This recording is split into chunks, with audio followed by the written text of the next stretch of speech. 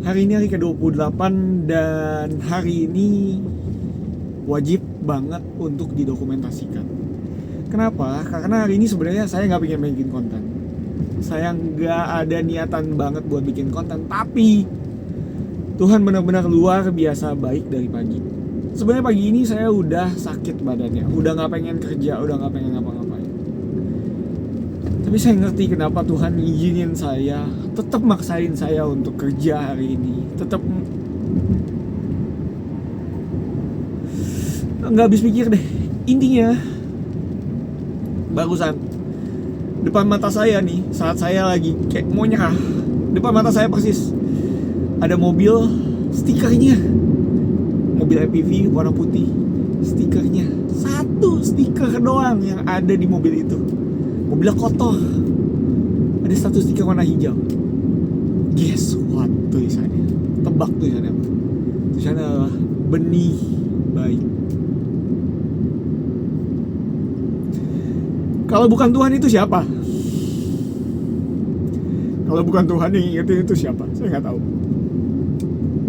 Saya selalu bilang, let's go together, it's step one day. Di otak saya selalu menggambarkan bahwa bisnis ini adalah seperti saya nanam benih. Saya udah menyerah sebenarnya, badan capek segala macam. Tapi again and again, Tuhan kasih mobil itu, Tuhan kasih pelangi yang lewatin dia. Literally pelangi tuh lewat di atas mobil MPV itu. Kayak, ini bisnis bukan bisnis kamu, ini bisnis saya, kata Tuhan. Biar saya yang kasih benihnya, biar saya yang kasih pertumbuhannya. Tugas kamu tabur benih baiknya. Saya jujur gak yakin. Istri juga takut gitu, karena saya nggak punya bisnis. Saya nggak punya bisnis, tapi saya bisa ngajarin orang bisnis. Logikanya di mana gitu? Gak masuk akal. Dan itu memang juga yang saya rasakan gitu. Tapi pada saat saya ikut seminar yang waktu itu, tiba-tiba kenceng banget. Ini yang harus kamu lakukan, ini bidang kamu, ini yang harus kamu, kasarnya, perkenalkan diri kamu sebagai seorang business coach. Kemarin persis nih, salah satu teman saya, real estate agent saya, nanya, maksud lu coachnya tuh kayak gimana sih? Jual-jualan itu ya? Motivasi-motivasi gitu ya? Jujur di situ saya kayak banyak yang salah paham juga gitu ya. Ya, dia juga nggak tahu YouTube saya, dia juga nggak tahu ceritanya gimana, kenapa begitu segala macam. Cuma tahu ya kulitnya aja. Dan saya juga ngerti gitu, di konten-konten saya banyak banget yang saya belum ceritakan.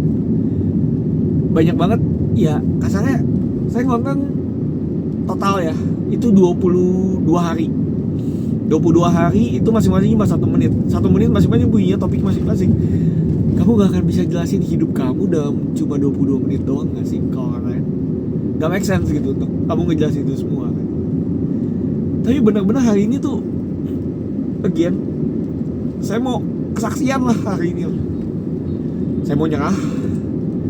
Saya ngerasa kayak rasanya saya belum siapin apapun. Saya masih minus, bahkan bukan nol lagi. Saya bukan di titik nol, bahkan di titik minus. Minusnya bukan minus 1 tapi minus 10. Belum ada materi, belum ada kredibilitas, belum ada customer, belum ada, banyak banget yang masih belum ada. Tapi satu sih yang saya punya, saya punya Tuhan yang besar. Mau nangis. Saya punya Tuhan yang besar yang bisa menyediakan itu semua.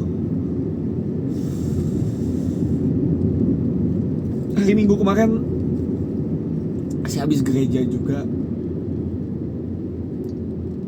Setelah dapat telepon dari real estate agent itu, saya ibadah.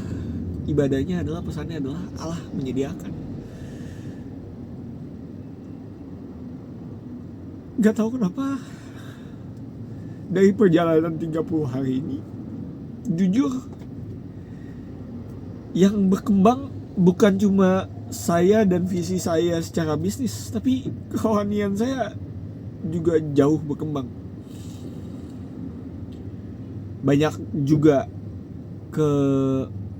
kejatuhan saya lah hari demi hari. Kadang masih suka emosi, masih suka ya jadi orang yang quote on quote dari istri saya sendiri, ya kamu kan mau jadi public figure, gimana kalau nanti orang ngelihat kamu dan ngelihat kok kamu begini gitu. Banyak hal yang nggak bisa dicontoh lah dari saya. Tapi di situ saya diingetin lagi gitu, it's not about me, it's about who sent me. Dan memang harinya ayah teh juga ngingetin soal jadi representasinya Tuhan yang benar gitu. Dan sebelum saya baca renungan itu, bangun tidur saya sakit kan. Saya rasa udah gak pengen kerja. Doa saya cuma satu di otak saya, Tuhan biarkan saya jadi seorang bapak yang bisa kasih contoh ke anak saya. Let me be the man of my family. Biarkan saya jadi pria dalam keluarga saya. Biarkan saya bisa jadi seperti Bapa di surga, yang bisa melindungi, menafkahi, dan mempersiapkan keluarga saya. And again, and again, and again. Tuhan ngomong saya dengan banyak banget macam bahasa yang berbeda, tapi intinya satu. Tuhan beserta kita, Immanuel. Aduh, kocak nice. Siapa ngeceng yang emang gak bisa gitu. Kalau Tuhan udah kasih kebaikan dikit udah langsung kayak Karena hidup saya memang from story to story gitu, dari cerita ke cerita. Kadang di saat saya memang udah pengen arogannya tinggi, udah mulai pride tinggi nih, Tuhan ingetin lagi, Tuhan switch lagi, kasih sadar lagi kalau tobat, benerin lagi motivasinya. Bisa jauh mau nyerah lagi, diingetin lagi, ayo maju lagi. Dan I don't know, kalau bukan Tuhan saya udah gak tahu ceritanya ini siapa yang bawa. Kalau bukan Tuhan saya gak tahu lagi. Dan kadang mungkin bisnis kalian juga ngalamin segala sesuatu yang gak masuk di akal gitu. Kehidupan kalian mungkin I don't know what happening in you, I don't know what's going on in your life. But one thing that I can say, satu hal yang saya bisa bilang, Tuhan selalu bareng kamu. Gak pernah Dia biarin kamu jalan sendirian. Mungkin kamu rasanya lagi ketimbuk batu, kena 1, kena 2, kena 3. Stop looking at your problem. Berhenti lihat dari batu-batu yang kena ke kamu. Berhenti lihat masalah yang kena ke kamu. Coba nengok ke atas, lihat berapa banyak batu yang udah Tuhan halau.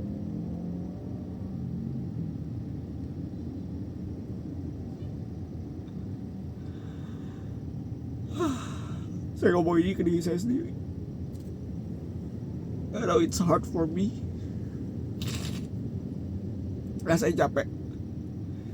Kita laki-laki punya tanggung jawab yang besar sebagai seorang kepala keluarga.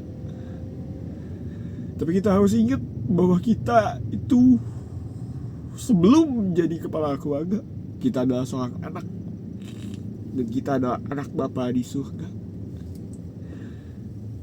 Tuhan yang kasih kamu keluarga kamu, Tuhan yang kasih kamu istri, anak, Tuhan yang kasih kamu semua pekerjaan, Tuhan yang kasih kamu semua bisnis kamu, pasti juga bertanggung jawab dan akan bantu kamu melewati semua masalah itu.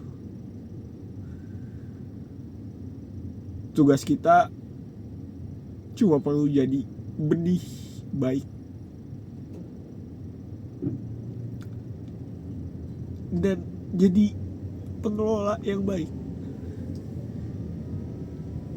Biarin Tuhan yang kasih pertumbuhan, biarin Tuhan yang bekerja.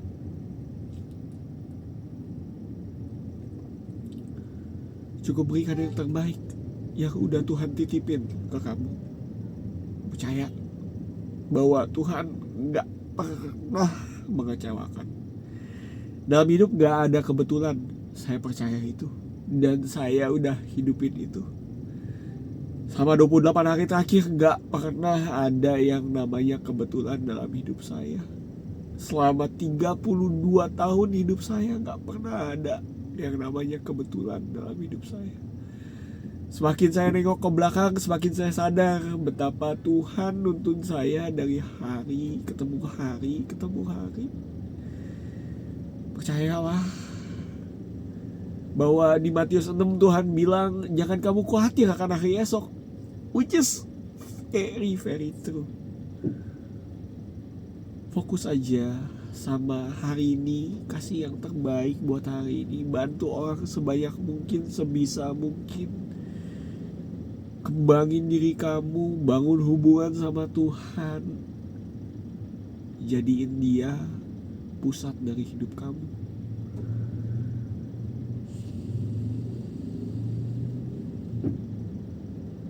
I know mungkin ada juga yang lagi pengen nyerah, tapi ya channel ini temanya tetap sama, jangan pernah menyerah. Karena Tuhan masih mau pakai kamu dan cerita kamu untuk bantu lebih banyak orang lagi. Stay strong. Sampai ketemu di hari berikutnya. Let's go together, one step each day with God. God bless you. Bye.